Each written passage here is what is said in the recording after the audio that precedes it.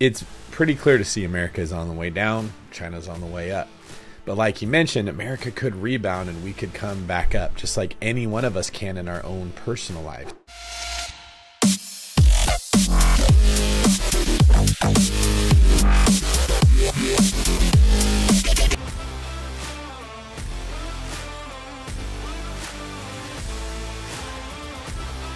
Over my roughly 50 years of global macroeconomic investing, I've learned the hard way that the most important events that surprised me did so because they never happened in my lifetime. In 1971, when I was a young clerk on the floor of the New York Stock Exchange, the United States ran out of money and defaulted on its debts. That's right, the U.S. ran out of money. How? Well, back then, gold was the money used in transactions between countries. Paper money, like the dollar, was like checks in a checkbook in that it had no value other than it could be exchanged for gold, which was the real money. Okay, so the first thing that I want to highlight in this video, and this video is very, very good. I've watched it several times. This foundation is being laid by Ray, where he's explaining that gold and dollar bills are not the same thing. They function in the same way, but they're not the same. And the biggest difference is we're going to find is there's a limited supply of gold. This is why gold was used as money. It's very hard to make more of it. It is possible. You can mine more gold, but the effort it takes to mine gold is intense. And therefore, the value of gold stays high because it's very hard to get it. This is why it works so well as currency for so long. You can't just create more gold. You can do that with dollar bills. At the time, the United States was spending a lot more money than it was earning by writing a lot more of these paper money checks than it had gold in the bank to exchange for them. As people turned these checks into the bank for gold money, the amount of gold in the U.S. started to dwindle. Now, this is not uncommon because the United States government isn't the only institution that does this. Most Americans are doing the same thing. Do you know anybody that spends more than what they make? The only way we're able to do that is because of credit. Because we're now able to create money independent of gold, which we're going to learn more about, we can spend more than we have. We can borrow money on credit to buy things and then pay it back over a longer period of time. And that has sort of an exponentially increasing effect on how much money can change hands, because you're not even spending gold and you're not even spending your own money. You're now spending money that you haven't made yet. You're spending future dollars right now through the credit system, which puts even more dollars into circulation. It soon became obvious that the U.S. couldn't keep its promises for all the existing paper money, so people holding dollars rushed to exchange them before the gold ran out. People rushed to exchange their dollars before the gold ran out because they weren't comfortable or familiar with this credit/debt system that you and I are very accustomed to, because the world that we grew up in, gold and dollars were never tied together. So you have to understand the mentality of people at the time. They understood gold is what's safe. Gold is what matters. If I have more dollars than there is gold, my dollars are going to lose value. So they all ran to the banks and said, I want to pull out the gold. I want to trade my dollars in to get more gold, because they saw the imbalance. Like the video showed, there was less gold than there were dollars. And so instinctively, people recognize the dollar's going to lose value. As smart people are recognizing that the dollar is worth less, the next thing that their mind jumps to, and that your mind should be jumping to as well, if the dollar's becoming worth less, how can I stop it? If I can't stop it, which we can't because we don't control how the currency is valued and how much of it is created, it's how do I change that dollar for something that won't lose its value? And the way that you do that is by taking something where more of it can be created that you can't control, like a dollar, and putting it into something where it is harder to create more of it, or there are less of them and they're harder to devalue by making more. Stocks, golds, commodities. What exactly is an order, you might ask? It's a governing system for people dealing with each other. There are internal orders for governing within countries, typically laid out in constitutions. And there is a world order for governing between countries, typically laid out in treaties. Internal orders change at different times than world orders, though whether within or between countries, these orders typically change after wars. The current world order, commonly called the American World Order, formed after the Allied victory in World War II, when the U.S. emerged as the dominant world power. It was set out in agreements and treaties for how global governance and monetary systems work.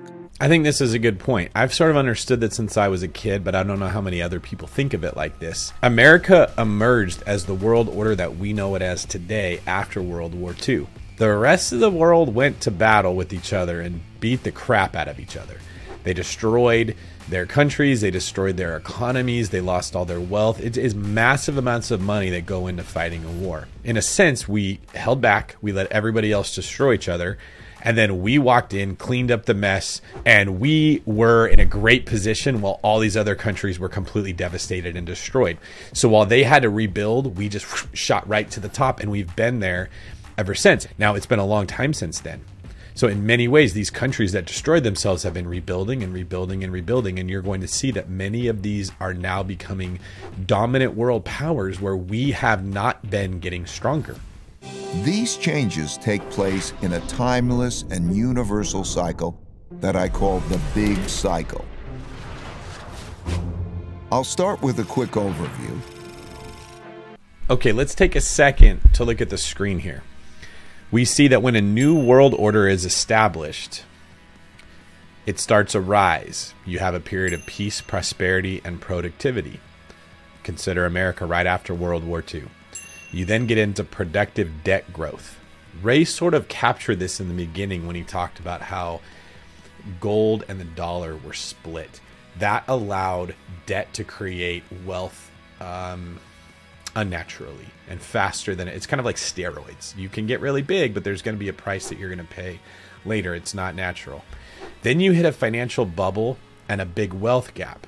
Certain parts of the populace take advantage of this credit. They're better with money. They're smarter. They're better at lifting weights. Their body becomes better. Like the whole population's on steroids, but these are the people that are going to the gym. Everyone else doesn't even recognize that they should be. So you get a gap in how strong somebody is that goes to the gym and studies finances and knows what to do, and they're taking advantage of these steroids of the debt cycle.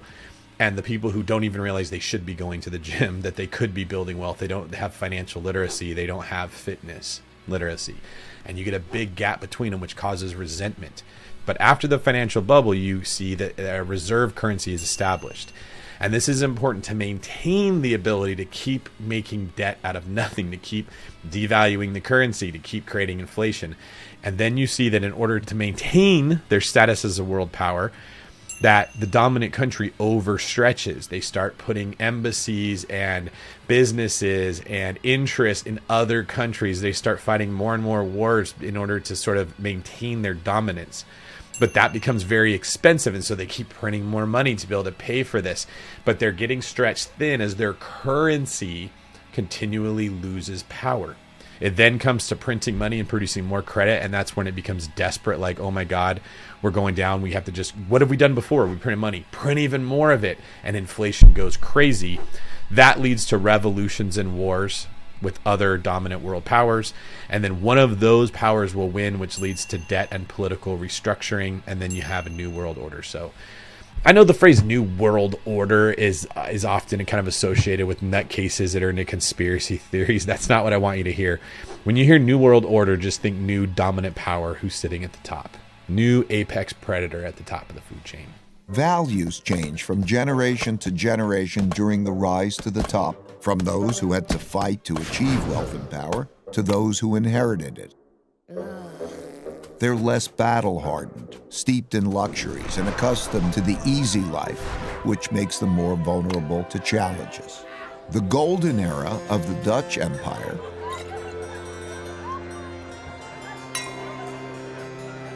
and the Victorian era of the British Empire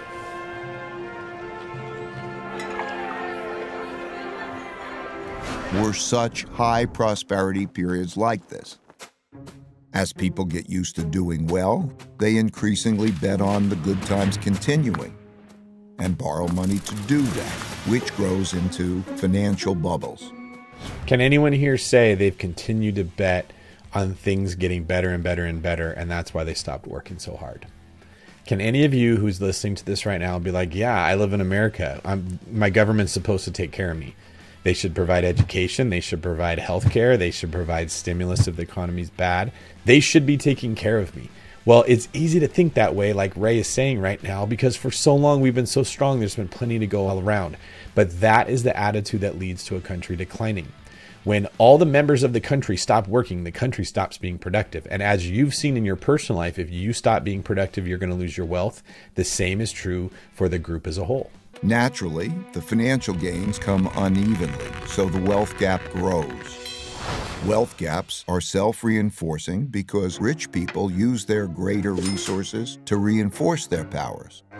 For example, they give greater privileges to their children, like better education. This is a really good point, and he's going to get into this. And I wanted to stop and talk about it because it is easy to get angry about this. It's very trendy right now to talk about privilege and say, oh, the rich are just keeping the resources to themselves because they're being greedy.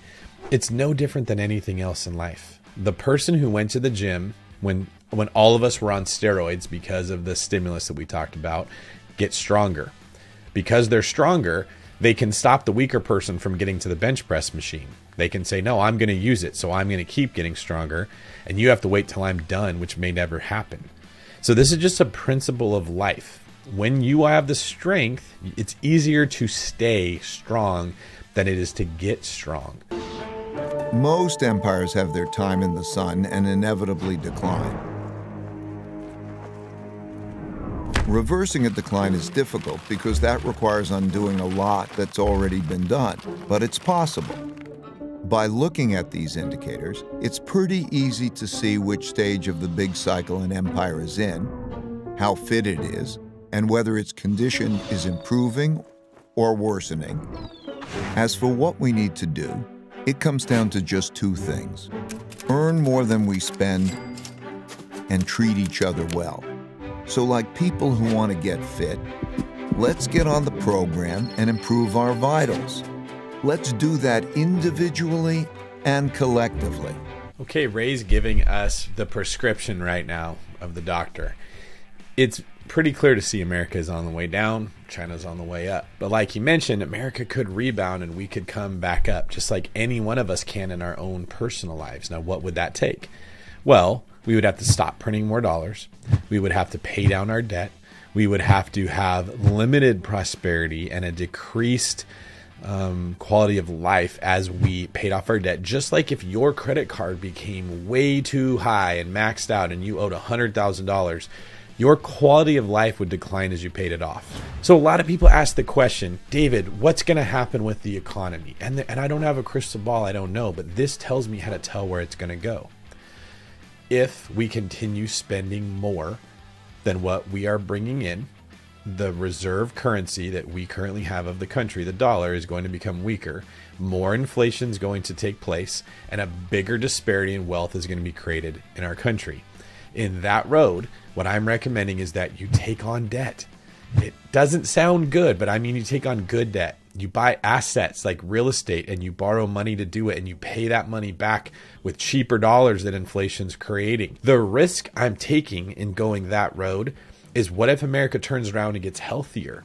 What if we actually bring money back in and we slow down our economy and we increase interest rates? And so it makes it harder for the economy to be really good. It forces us to be more productive, but it's overall healthier.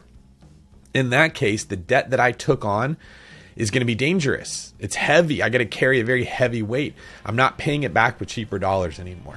Okay, so I thought this video was fantastic. I really wanted to kind of create some commentary to incite you all to be thinking about things from this same angle. Let me cover a couple things I don't want to happen.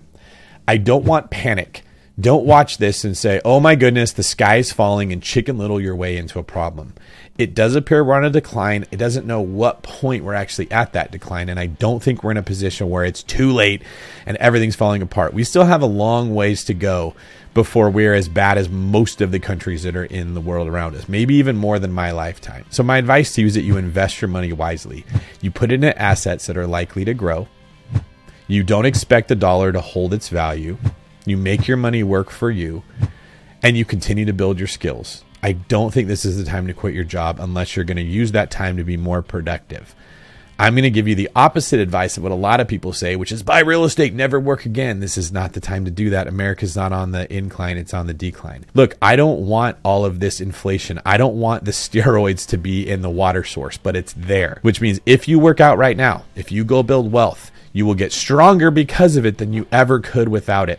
So take advantage of it. The dangers are present whether you want it or not, so you might as well get some of the benefits of doing this. And then pay attention to what's going to happen going forward. I really hope that this video inspires commentary and gets you thinking about things from a different perspective. I hope it creates urgency if you were thinking that you're safe. I hope it creates confidence if you were afraid.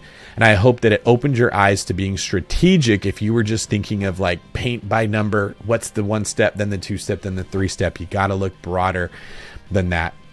And I also hope that you help other people to do the same by sounding the alarm. Thank you very much for your time. Let me know what you guys think. If you liked what you saw, please do me a quick favor. Just hit that like button, leave me a comment down below, and subscribe to this channel. I really want you to know when I release new content, and I want to hear from you what you'd like to see me make more of. So give me that feedback and I will give it back to you.